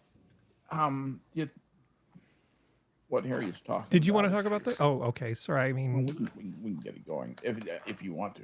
Well, I mean, so there's this first one, which is basically a way of making hydrogen with a lot less mess than the current way that we do it with basically coal and steam. That's one. And then there's the other article here, which is essentially a synthetic process for photosynthesis, which makes methane, which seems to be, at least in theory, a lot more efficient energy-wise than what happens in nature. You could start with this one, Skep. Here's how Thunderfoot will. Yeah, really. Yeah. Okay. Dr. Foot. Couple of things. First off, let me just. All right. So when you are trying to figure out, how much energy is in something, you basically figure out what its potential energy is. And so when you think about a certain amount of hydrogen that you're going to produce, okay, and if you're going to take methane and you're going to send it through this process, which involves taking it up to a temperature of 900 degrees. You're going to put a lot of energy into this. Anyway, the long boring chemistry short of it is that you get about 4 times as much energy out of that as you would out of the well, that's not a good comparison. Anyway, you have the ability to liberate hydrogen, which is just a Jim Dandy fuel full of potential energy. If you can liberate significant amounts of hydrogen, you can use it as a fuel. The problem with the pyrolysis technique is it looks like it's not an efficient enough process, that even with the advantage that hydrogen has as a fuel, you can't liberate enough of it efficiently enough to get it to market. That's the key thing, to get it to market. Even if you have the infrastructure, which we don't, to sell hydrogen all across the United States. That's the short answer to all the hoo-ha, as far as I can say. Yeah, but they just want to take all of our money. So they say, "Oh, hydrogen, it's green fuel," but you're putting so much energy in. Yeah, potentially this could spawn Solyndra. But the other thing is, this is interesting research area. I'd like to see more stuff done in this type of area, not with an idea of getting a big clot of money together to make a bunch of people happy. They just, and have it go down the drain like a Solyndra, but to actually take some prudent risks and see, what we can achieve and see if we can actually move the ball here a little bit. I'm kind of excited about the possibility of that, but I also see great potential for growth. Yeah. A lot, Kickstarter or, whatever, any of these publicly funded ways to get your company going are, what, fools and their money. We just don't want solar freaking roadways. Yeah. So there's this other article here. It says a joint research team from the City University of Hong Kong and collaborators recently developed a stable artificial photocatalytic system that is more efficient than natural photosynthesis, meaning you get more goodie out per photon than you do with the natural stuff. The newly developed system, which replicates a natural chloroplast. Okay, so this is like a synthetic chloroplast. Those are the things in plant cells that do the photosynthesis. Is capable of transforming carbon dioxide into water and methane, a useful fuel, very efficiently using light. This represents a significant breakthrough with potential contributions toward achieving carbon neutrality. That aside, getting a bunch of free methane from sunlight is good. You can use that to do all sorts of things. Now, the hard part of this, the hard bit of chemistry was they claim that the agents they've come up with in the past, if you put them in a solution with water, tend to break down and not be very stable. So what they essentially did was they had a water-loving and a water-hating side of this organelle that they set up. And somehow by anchoring the working part of it to this part that seems to be hydrophobic, you end up with something that has a much longer lifetime. That part of the chemistry seemed very chunky and hard to digest, so I handed it off to you. So butane, not butane, methane is basically energy, not energy. Sorry. Energy. My brain wants to say it that way. Well, it's a hydrocarbon, and it's the simplest of the hydrocarbons. It's basically 4 hydrogens and 1 carbon, because carbon is perfectly happy bonding to 4 hydrogens at once, and when you burn it, you get water and carbon dioxide, and sometimes carbon monoxide. Here's the thing. He who finds the lodestone you're looking for is stripping the oxygen from carbon dioxide. You find that you're 80% of the way to the jackpot. It's the philosopher's stone of chemistry, basically. It is. It truly is, because when there's plenty of carbon dioxide, if you can do that efficiently, there's all kinds of processes like this one. and other synthetic processes that you can intervene in, and this is magical. This is very interesting to me. I'm going to put the link in the chat for anybody who's masochistic enough to take a look at this. Oh, I love this. Yeah. No, if it turns out to not be complete bullshit, this is actually a pretty significant thing. They've been working on it for decades, and this is the first time they've really had those kind of efficiencies. Yep. Okay, so let's see. I think we need to take another break, don't we? Yes. Yeah, we need to take another break. Let's see. We've What? just done chemistry. Okay, we can't talk about that. Hippos. Oh, okay, so this is good. So John McAfee, brilliant mad John. lad John McAfee. Are we all familiar with John McAfee? Panama John. Okay, so John McAfee was the guy who started McAfee, the software company that makes the antivirus stuff, did a bunch of security stuff. Oh. He's also kind of crazy and very rich and extremely right-wing.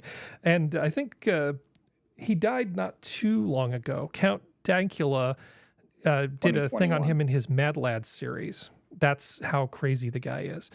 So he put out a video just a few years ago about how to uninstall McAfee antivirus from your computer. It's not a serious video at all, but I just want to sample just a little bit of this because it's pretty funny.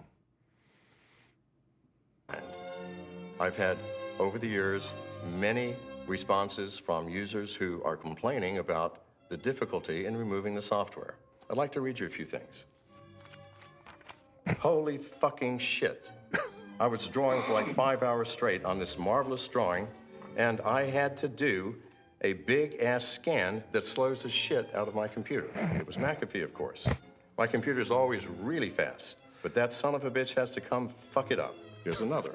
My free trial for McAfee, or however it's spelled, expired. When it expired, it blocked Pornhub. Fuck McAfee. Fuck them in their stupid faces.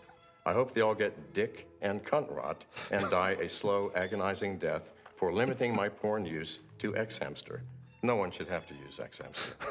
I tried one final time and got the Urban Dictionary definition for McAfee. McAfee, a barely passable virus scanning program that updates at the worst possible times.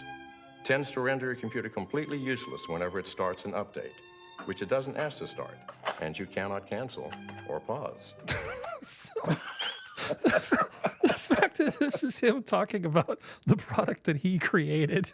Yes. Cashed out, moved on. Yep. But his name is still associated with it. I mean, how would you feel if your name, you know, if your name was basically also a brand for something terrible? I don't know. I you know, he's just such a weird guy. I really think he is schizophrenic. Yeah. Well, he is an eccentric. Well, he was an eccentric rich person. It's just really strange to see him making this video, but okay.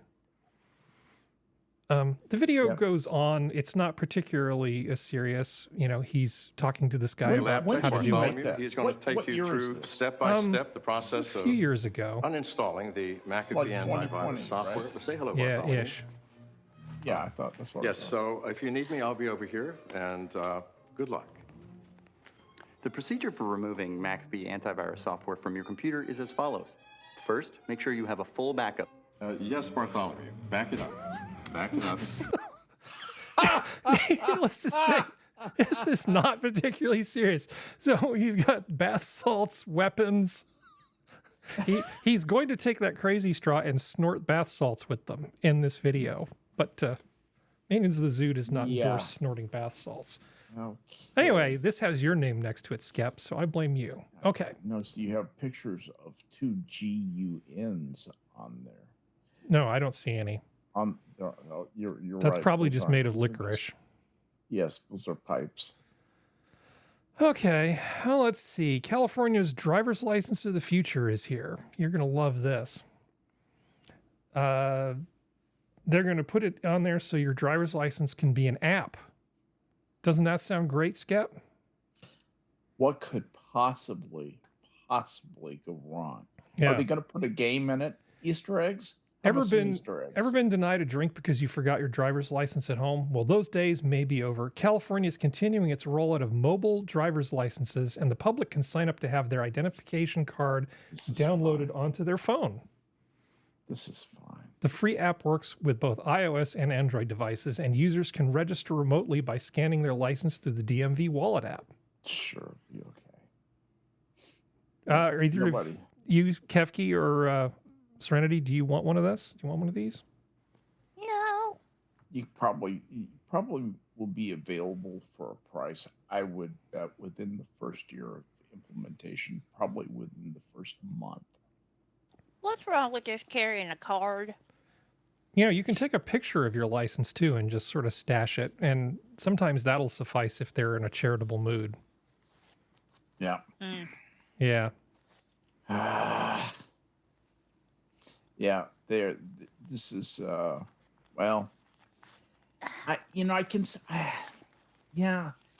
people carrying their phone can be hacked. The app can be hacked. If you try to steal my license off me, though, at least I get to punch you. I'm sorry, Skip. Go ahead. Yeah, I mean, you can. The problem is that you're going to have phony records in this database, I think, and keeping the data straight will be very hard to do. That will be a very lucrative database to have access to, which means it's hard to secure. It's going to be totally secure, Skip. It's going to be totally secure. Totally, like all municipal data. You want to know what else is secure? This this Yves Saint Laurent store look at this wild video going viral on social media in Glendale. Do you see this? $300,000 worth of merchandise was stolen. It shows a group of people running out of the Saint Laurent store at the Americana and That's your Brand money, shopping Mom, center. Pa, Police say America. more They've than got insurance, Skip. It's fine. $300,000 worth of merchandise was taken about insurance, 5 o'clock this those people you pay afternoon. every month. Glendale. Now Well, you're gonna pay them a little bit that's more just to one. support these guys' clothes habit. This is the Nordstrom's in Topanga. It doesn't. They all look the same, don't they? Certain laws. They're not just stealing; they're basically trashing the place on the way out. Why they do this? Teach you to come and open your store in our neighborhood. Yeah, well, needless to say, the people who run these stores are starting to get a little annoyed. Yeah. Heard Gumps is leaving San Francisco. And nothing happens. Nothing. Zero. And so they keep doing it. The anger and frustration for store owners along the popular stretch of La Brea at an all-time high as robberies have become a common occurrence. Some owners too concerned for their safety to be identified. Somebody broke in middle of the night in my shop. I love this. It's so they show what the store is. They show the graffiti, and then they say this guy doesn't want to be identified, but he's clearly standing in front of the place. Let's see that totally again. Let's see that again. Okay, so here's a store. Here's a store, but this guy doesn't want to be identified. Okay, you pulled it off, man. This is great. Hit a few times on the clothes. Totally not. And he totally doesn't have an accent or a beard. Why are they doing this? No one knows. So the governor, the only tool really at his disposal, since a lot of these cities seem to be kind of incompetent, is the highway patrol. So they've got the highway patrol going around trying to break the fentanyl rings in the homeless camps, and trying to deal with the retail sales threats because they're a statewide police agency. That's totally not what they're designed for. Using the highway patrol to deal with this sort of stuff is just like totally the wrong a tool. flamethrower to light your cigarette. Yeah, well, it's not that it's overkill. It's just that it's completely the wrong kind of kill. Yeah, exactly. It's just terrible. It's like using a magnifying glass to light your cigarette. Okay, a little more outrage and then something nice.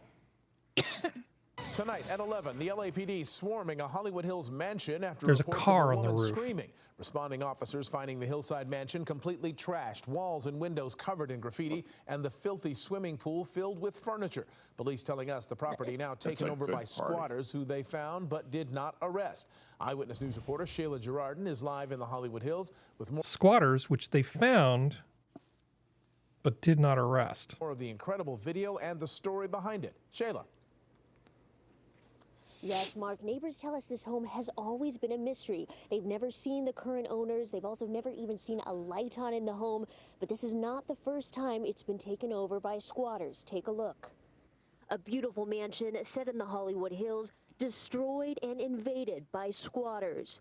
Air 7 video shows graffiti covering the walls and furniture floating in the pool. Public real estate... No, it doesn't.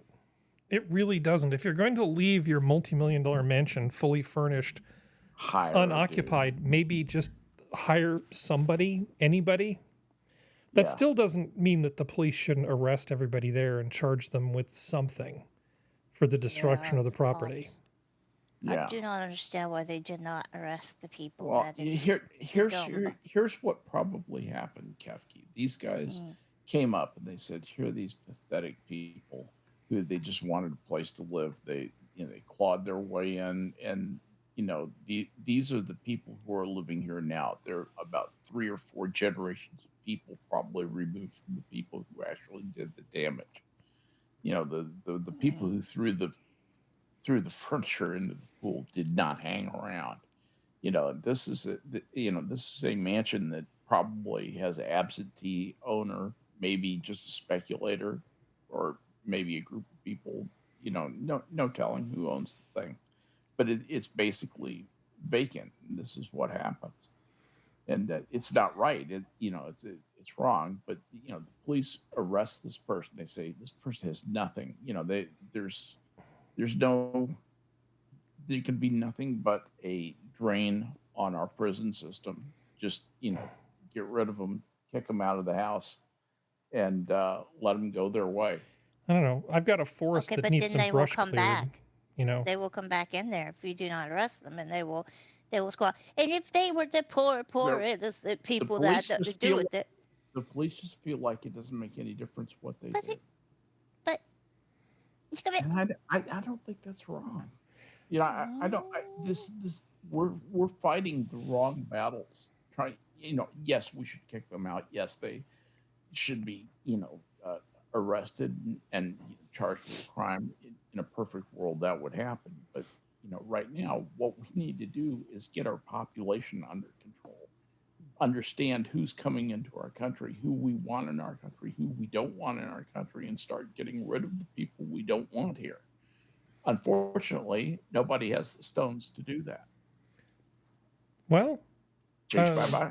Yeah, understood. Well, how about some good At news? least notified the owners of the mansion, that like, hey, your mansion's trashed. You need to get some peoples to come guard it and sorry. Well, it's registered to somebody. There's a property tax It might record. be a trust fund manager someplace. So somewhere there's a piece of correspondence that needs to go out. Right. Exactly. And usually on a thing like this, even if there's a fire or something, a building that size in California would be required to have certain fire protection measures, like an actual riser at a particular pressure. And on that, there has to be a contact number. Okay, for a building that size, I cannot imagine that they don't have, at least through the fire department, some way of contacting somebody who's responsible for that property. But be that as it may. So Voyager 2, which is the farthest... No, it's very far away. I can't remember if it's the farthest away. I think it's the Pioneer probes that are a little further away, aren't they? Or have I got them mixed up? Well, no, the Voyager probes are the farthest away. Voyager 1 is the farthest away, I believe. No, it's 2. It's because of the trajectories. 2's further than 1, even though it was launched later. 2 launched first, but yeah, I forget how that works. Anyway, so somebody decided to they sent a command to Voyager 2, as part of the ongoing mission, because it's been 40-something years this thing's been out there, and it caused the thing to lose alignment of its telescope to Earth. Oopsie. And so there were a number of people that thought, well, have we actually lost this thing? Because we're still getting valuable data. It's incredibly valuable data that would be very hard to duplicate. We just don't have instruments measuring what's happening in interstellar space out that distance. It is our instrument that we're measuring interstellar space with. Yeah. It's the instrument. It's the instrument, yes. So, well, it turns out they were able to actually salvage it. They were able to send a command to it that just did see that. They sent a burst. Okay, and what essentially happened is they sent like a 100 kilowatts? Yeah, 100 kilowatt 5-band transmitter. They sent this huge blast of radio waves in the general direction of Voyager 2, and all that was in there was a signal that just said, "Look at me." It just told the spacecraft, just look at me. That's all it is. Yeah. You back, Serenity? Yep. And it looked. My baby's not dead. My baby's not dead. No, How it's about the not. satellite? Yeah. Well, Voyager 2, the space probe. Yeah, I think this is fantastic news because as long as it's still got some Promethium, 234 left in it to, is it Promethium? No, it's Americium. It's Promethium. No, plutonium. It's plutonium. Plutonium. I'm getting smoke alarms and everything confused in my head. It's actually plutonium. Never mind. Nuclear battery. As long as it's still got power and there's enough gain in that antenna, we want to know what's going on with that probe. Plutonium-238, which is the good one. Alpha radiation. Yep. Yeah. So it's actually exceeded its mission parameters by leaps and bounds, but by orders of magnitude. Orders of magnitude. With the baby around, though. Yeah. Voyager's been real good. Voyager 1 was really good, too. And now we don't have Voyager 1 anymore, so we need Voyager 2 to stay going. Because it's a good baby. You know what else is sort of notoriously hard to kill? Some of these Toyota trucks. They have done these things on Top Gear where they've taken this Toyota Hilux thing and just tried as hard as they could to kill it over episode after episode after episode, and this thing just keeps going. So is it a Tundra? It's the type you can get in England. It's not the type you can get here in the States. So here's an ad from 1999 New Zealand, and this is part of an ad campaign that Toyota had in New Zealand.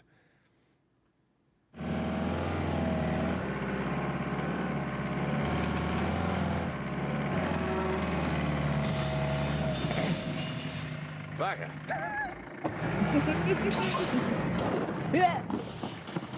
Bugger me. Here's Serenity. Damn right. Take that outhouse out. Easy now, son. Oh no. Ooh, bugger. Oh no. You burn.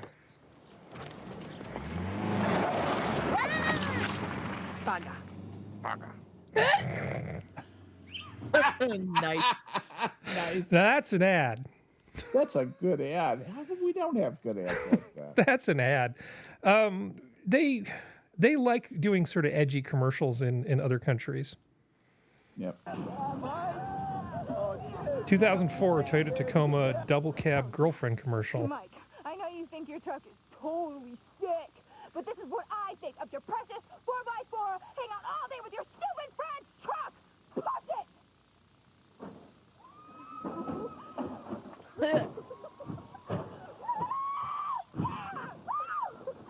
Crazy girlfriend.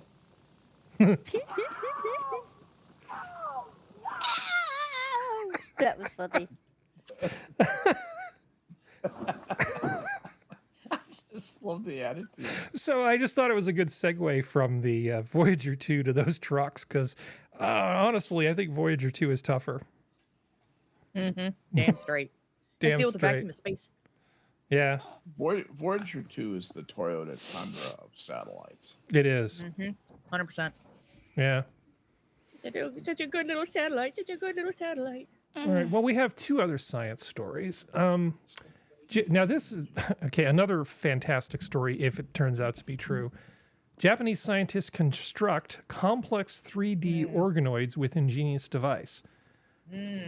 This is pretty huge because you can make pluripotent stem cells and you can try to grow new organs, but getting the cells to turn into the right things in the right places is actually very, very difficult. Scientists have long struggled to create organoids, organ-like tissues grown in the laboratory, to replicate actual biological development. Creating organoids that function similarly to real tissue is vital for developing medicines since it is necessary to understand how drugs move through various tissues. Organoids could also help us gain insight into the process of development itself and are a stepping stone on the way to growing whole organs that can help patients. Okay. So what they actually did was they created specially formed hydrogels, and they're putting the cells in there and feeding them and letting them reproduce. And so it's a way of almost like 3D printing / molding the organ that you want to form. And there's obviously a lot that goes into getting the cells to form the right way in the right places. But this is actually a pretty big step forward, this thing that they're doing here to grow these cells. So we are at least one step closer to actually being able to grow things like organs in the lab. I should probably put this in the chat as well. People might actually care about this. Okay. Living Rubik's Cube. Yeah, living Rubik's Cube. Now, from the very large to the very small, similar sort of thing, just slightly different interpretation. Scientists regrow retinal cells in the lab using nanotechnology. This is real interesting. That's awesome. Yeah.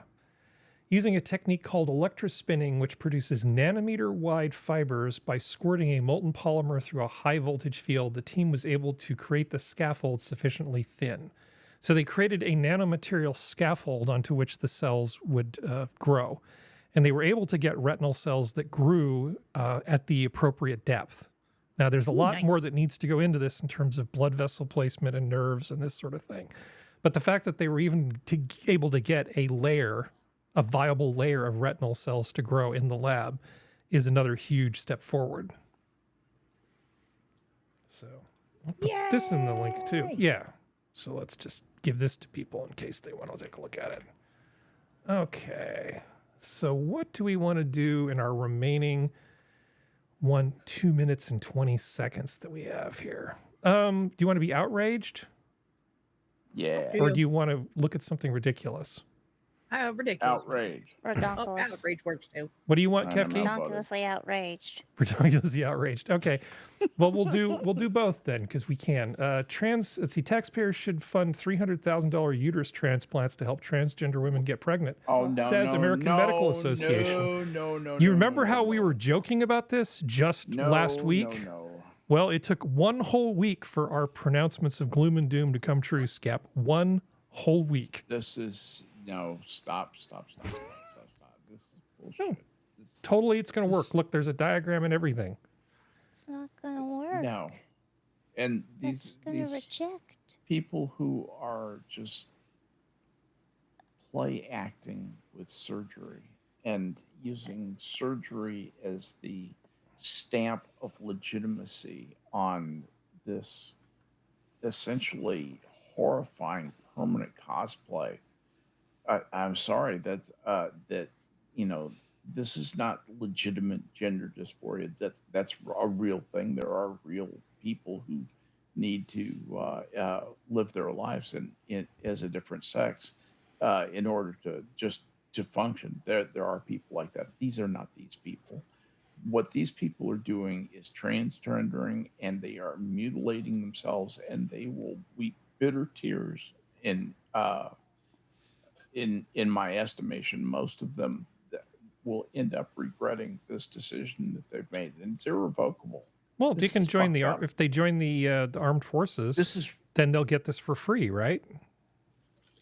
The armed forces, as far as I can tell, doesn't really exist in any meaningful form.